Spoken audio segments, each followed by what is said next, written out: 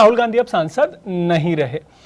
Actually हुआ ये कि उनके ऊपर एक क्रिमिनल डिफेमेशन था, जिसको जो कोर्ट है उसने इस मामले में राहुल गांधी को 2 साल की सजा सुनाई। हुआ यह था कि 2019 के इलेक्शन कैंपेन के दौरान, जनरल इलेक्शन में, उन्होंने अपनी एक रैली में ये कह दिया था कि जितने भी चोर हैं सबका सरनेम मोदी क्यों होता है। इसके खिलाफ एक मामला दर्ज करवाया गया और गुजरात के कोर्ट ने राहुल गांधी को 2 साल की सजा सुनाई, जिसके बाद वो अब मेंबर ऑफ पार्लियामेंट नहीं रह गए हैं। इसी पे बात करने के लिए हमारे साथ लीगल एक्सपर्ट हैं कि राहुल गांधी के पास अब क्या ऑप्शंस रह जाते हैं, क्या वो मतलब वापस से सांसदी में लौट सकते हैं, क्योंकि जिस कानून के तहत उनको ये सजा मिली है उसके अकॉर्डिंग आपको जो सजा मिलती है उस सजा के खत्म होने के आखिरी दिन से अगले 6 साल तक आप चुनाव नहीं लड़ सकते। तो सर, पहला क्वेश्चन यही कि राहुल गांधी के पास अब क्या ऑप्शंस बचते हैं? अब अगर किसी आदमी को इस ऑर्डर के खिलाफ लगता है कि ये मेरे साथ जो ऑर्डर, मेरे खिलाफ जो ऑर्डर पास हुआ है, ये ऑर्डर एज पर लॉ ठीक नहीं है, तो उनके पास एक ऑप्शन होता है कि वो हायर कोर्ट में अपील कर सकते हैं। इस केस का अगर हम एग्जांपल लें तो इस केस के अंदर, क्योंकि ये फर्स्ट क्लास जुडिशियल मजिस्ट्रेट ने इस ऑर्डर को पास किया है, अगर मैं दिल्ली की भाषा में बोलूं तो मेट्रोपॉलिटन मजिस्ट्रेट के लेवल पे ये ऑर्डर पास हुआ है, तो सर्टेनली राहुल गांधी जी के पास एक ऑप्शन है कि वो अपील में हायर कोर्ट यानी कि सेशंस कोर्ट में अपील कर सकते हैं। ठीक है सर, एक क्वेश्चन है कि अगर हाई कोर्ट या सुप्रीम कोर्ट राहुल गांधी का ये जो पूरा मामला है, जो उनको सजा मिली, उसको पलट देता है, तो उनकी जो सदस्यता गई है, अब जो मेंबर ऑफ पार्लियामेंट नहीं रह गए हैं, क्या वो फिर से मेंबर ऑफ पार्लियामेंट बन जाएंगे? अगर अब जो जैसे आ गया ऑर्डर और ऑर्डर के बाद अब अपील में जाएंगे, अपील में अगर जज साहब को ये फाइंड आउट हुआ कि नहीं, जो इनको सजा मिली है वो 2 साल से कम होनी चाहिए थी, क्योंकि मैक्सिमम 2 साल है, 2 साल के बियॉन्ड जाने का तो सवाल ही पैदा नहीं होता। होगा तो ऑब्वियसली या यही रहेगी या इससे कम होगी। अगर इससे कम होती है तो फिर सदस्य, क्योंकि सजा उसमें प्रोविजन है कि 2 साल के बाद ही ये आप इनकी सदस्यता को निरस्त कर सकते हैं। ठीक है। क्योंकि अगर जब सजा कम हो गई तो फिर वो जो 2 साल वाला जो क्लॉज है वो एप्लीकेबल नहीं होता, तो बहाली हो जाएगी, मतलब वो मेंबर ऑफ पार्लियामेंट फिर से बन जाएंगे। ठीक है, कि क्या माफी मांगने से जी ये सजा खत्म हो जाएगी? ये जो 499 या डेफेमेशन जैसे बोलिए सिंपल लैंग्वेज में, मानहानि बोलिए सिंपल लैंग्वेज में, ये कंपाउंडेबल है, यानी कि अगर 2 पार्टीज के बीच में मध्यस्थता हो जाए, मीडिएशन हो जाए, तो और अगर दूसरी पार्टी उसमें उनके माफी मांगने से या कुछ जुर्माने से अगर वो चाहे कि ये मामला खत्म हो जाए तो इसमें प्रोविजन है। ठीक है, एक क्वेश्चन ये उठ रहा है कि जैसे कह रहे हैं कि मान लिया 2 साल की तो सजा है, ऊपर से अगर सजा बनी रहती है, उनको जेल जाना पड़ता है, तो अगले 6 साल तक वो चुनाव भी नहीं लड़ सकते। है ये वाली स्थिति? ये स्थिति है। इस मामले में ऐसा है कि इनकी जैसे जो लालू यादव के मामले में स्थिति रही है, या राशिद मसूद का जो मामला था, उनकी जो कॉन्विक्शन हुई थी, तो वो करप्शन के मामले थे, यहाँ डिफेमेशन का मामला है, तो इस मामले में भी ये स्थिति रहती है कि वो 6 साल तक चुनाव नहीं लड़ सकते सजा पूरी होने के बाद? रिप्रेजेंटेशन ऑफ पीपल्स एक्ट में कहीं पे ये डिफाइन नहीं है कि किस पर्टिकुलर एक्ट के अंदर, किस पर्टिकुलर केस के अंदर आपको सजा हुई है। सजा मीन्स सजा, सजा करप्शन केस में भी हो सकती है, सजा मर्डर केस में भी हो सकती है, सजा डिफेमेशन में भी हो सकती है, सजा किसी भी हो। जो रूल ऑफ लॉ, जो लॉ ऑफ लैंड है, वो ये कहता है किसी भी एक्ट जिसके अंदर आपको 2 साल या 2 साल से अधिक की सजा अगर हो गई तो आपके ऊपर ये एक्ट, ये प्रोविजन जो है ये अट्रैक्ट कर जाएगा। किसी भी तरीके की सजा में, किसी भी तरह की सजा में 2 साल से ऊपर है तो अब 6 सालों तक चुनाव नहीं लड़ेंगे, सजा खत्म होने के बाद से ये दिन शुरू होगा 6 साल का। 2 या 2 से अधिक, 2 या 2 से अधिक। जी। इस तरीके के जो बाकी मामले रहे हैं, अगर आपने उनको फॉलो किया हो, फॉर एग्जांपल लालू यादव का मामला हो, या राशिद मसूद का मामला हो, या आजम खान के बेटे अब्दुल्ला आजम का मामला हो, क्या उनके भी मामलों में, या खुद आजम खान का मामला हो, कि उनके भी मामलों में जो उनकी सदस्यता थी वो इसी रफ्तार से गई थी कि एक दिन पहले कॉन्विक्शन आया, विदिन 24 आवर्स नोटिफिकेशन आया और उनकी सदस्यता चली गई? जरूरी नहीं है, इसमें एक प्रोसीजर होता है। प्रोसीजर क्या होता है कि आपके पास अपील करने का 30 डेज होता है। आज एक कन्विक्शन हुई, आप ऑब्वियसली अपील में जाने के लिए उस ऑर्डर को अपने वकील साहब के पास लेके जाएंगे, उनसे पढ़वाएंगे, उसकी बारीकियां समझेंगे, उसमें ये देखने की कोशिश करेंगे कि इस पर्टिकुलर ऑर्डर में क्या खामियां थी जो कि लोअर कोर्ट ने वो कर दी। This takes some time. उसके बाद वकील साहब भी जब उसकी अपील बनाते हैं तो उनको भी केस रेफर्स करने पड़ते हैं। सुप्रीम कोर्ट में लेटेस्ट अपडेट रहना पड़ता है अपने आप को कि सुप्रीम कोर्ट की क्या गाइडलाइंस हैं, क्या जजमेंट्स हैं, क्या हाई कोर्ट की जजमेंट्स हैं, उनको देखने में थोड़ा टाइम लगता है। इसीलिए जो टाइम है 30 डेज का दिया गया है इसके अंदर। ठीक।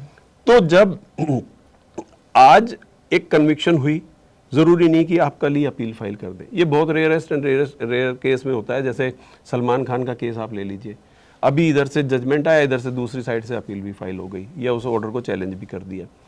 तो वो प्रीमेडिटेटेड माइंड होता है, शायद उनको पता होता है कि हम इसमें हारेंगे और हमारी कमियां ये है, तो बेसिक एक स्ट्रक्चर पहले से ही बना दिया जाता है।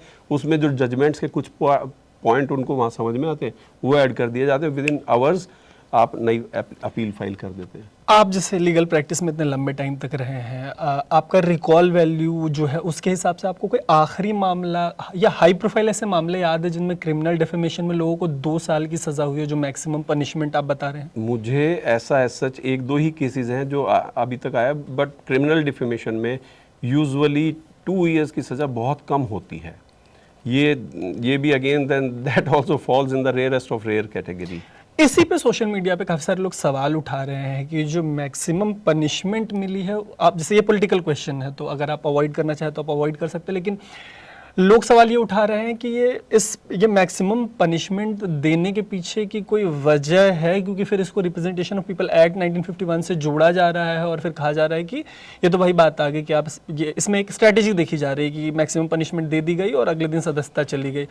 आप इत्तेफाक रखते हैं इससे? आपको कुछ ऐसा नजर आता है इसमें? देखिए, ये जितनी भी बातें हैं ये सब हियर एंड से है। लॉ जो भी मजिस्ट्रेट है, आप ये नहीं कह सकते, मैंने जैसे अभी पहले भी बोला था कि हमारा जो सिस्टम है वो एविडेंस बेस्ड है। आपको एविडेंस लेके आना है और एविडेंस को देखना है, उसके बाद वो प्रेरोगेटिव जो होता है वो जज का होता है कि वो उसमें क्या करे। तो कहने को तो बहुत सारी बातें हैं, कहने पे कोई रोक टोक नहीं है, लेकिन हर आदमी का अपना एक ओपिनियन हो सकता है, एक व्यू हो सकता है। लेकिन जुडिशरी के ऊपर अभी तक मतलब कभी ऐसा सवाल नहीं आया, जो वो उनका प्रेरोगेटिव है। वहाँ कहीं पे भी ये नहीं लिखा, क्योंकि मैक्सिमम पनिशमेंट इसमें 2 साल की हो सकती है। तो मजिस्ट्रेट को on the basis of evidence which he had before him, तो वो लगा होगा कि भाई ऐसा कि मुझे इसमें देनी चाहिए। फिर कोर्स ऑफ लॉ तो है ही ना, इसमें प्रोविजंस तो है ही ना। अगर आपको नहीं आप सेटिस्फाइड है तो आप हायर कोर्ट में अपील कर सकते हैं। लेकिन आप ही तो ये बात कह रहे हैं ना कि जो 2 साल की पनिशमेंट है वो मैक्सिमम है, और आपके अपने रिकॉल वैल्यू में इतने सारे मामले नहीं है जिसमें आपको याद है कि क्रिमिनल डिफेमेशन में यूजुअली इतनी नहीं होती है। यूजुअली इतनी नहीं। 2 साल बहुत कम केसेस में मैक्सिमम सजा हो गई है। मैक्सिमम सजा हो। ठीक है। Lily Thomas versus state of India, जो यूनियन ऑफ इंडिया का जो केस था, उसमें सुप्रीम कोर्ट का जजमेंट था, ब्रीफ में बता पाएंगे हमारे ऑडियंस को कि वो मामला क्या था और उसका इम्पैक्ट क्या रहा? उस केस में भी बेसिकली सुप्रीम कोर्ट ने जो इंटरप्रेट किया था वो रिप्रेजेंटेशन ऑफ पीपल्स एक्ट को ही किया था। उसमें ये सज़ा वगैरह और इनके क्या अल्टीमेटली इसका इम्पैक्ट होना चाहिए, किस किस कंडीशंस में क्या चीज़ होना चाहिए, किसको कहाँ पर जाकर इस बारे में क्या कहते हैं, किस किस चीज़ का उसमें ध्यान रखना चाहिए, वही सब मतलब जो रिप्रेजेंटेशन ऑफ पीपल एक्ट है बेसिकली उसी को उन्होंने इंटरप्रेट किया था। अगर राहुल के मामले को स्पेसिफिकली, अगर मैं सही समझू आपसे बातचीत करके, तो राहुल के मामले में उसको स्पेसिफिकली ऐसे समझ सकते हैं कि किसी भी नेता को अगर 2 साल की या 2 साल से ऊपर की सजा होती है तो फिर वो डिस्क्वालीफाई हो जाता है, वो MP हो या MLA हो या MLC हो, और सज़ा जब तक ख़त्म होती है उसकी आखिरी दिन से अगले 6 सालों तक वो किसी तरीके के इलेक्टोरल पॉलिटिक्स में पार्टिसिपेट नहीं कर सकता। ये ठीक है? ये अंडरस्टैंडिंग ठीक है? ये अंडरस्टैंडिंग ठीक है, लेकिन जैसा कि मैंने अभी आपको पहले कहा कि हमारे पास अपील का प्रोविज़न है। अपील में जज को अगर नेक्स्ट हायर कोर्ट को ये लगता है कि इसमें जो लोअर कोर्ट का ऑर्डर है इसके अंदर कुछ खामियां हैं, तो वो उनके पास पावर्स हैं।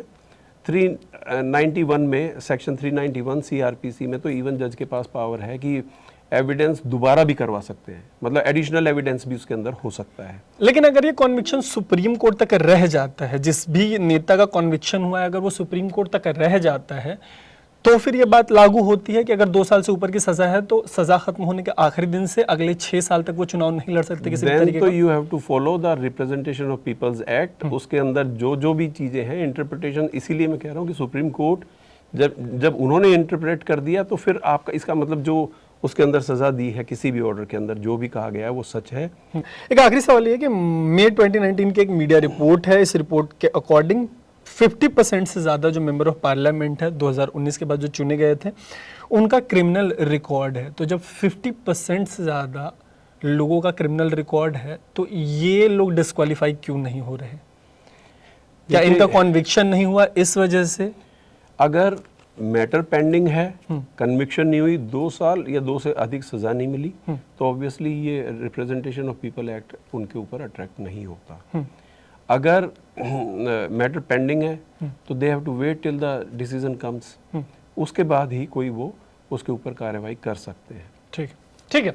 तो ये हमारा कॉन्वर्सेशन इसके ऊपर था कि राहुल गांधी को डिस्क्वालीफाई कर दिया गया as a member of parliament, उनके पास लीगल रेमेडी क्या बचती है, रिप्रेजेंटेशन ऑफ पीपल एक्ट को लेकर 2013 में सुप्रीम कोर्ट का जो जजमेंट था वो क्या था, उसका इम्पैक्ट किस तरीके से रहा है। इस पूरे मामले में हमने लीगल एक्सपर्ट से तो बात की है, हमने कई सारे एक्सप्लेनर्स भी किए हैं जिनका लिंक मैं आपको इस स्टोरी के यूट्यूब वीडियो के डिस्क्रिप्शन में दे दूंगा, और इसको हम थॉरली फॉलो कर रहे हैं क्योंकि ये बहुत इंपॉर्टेंट इशू है।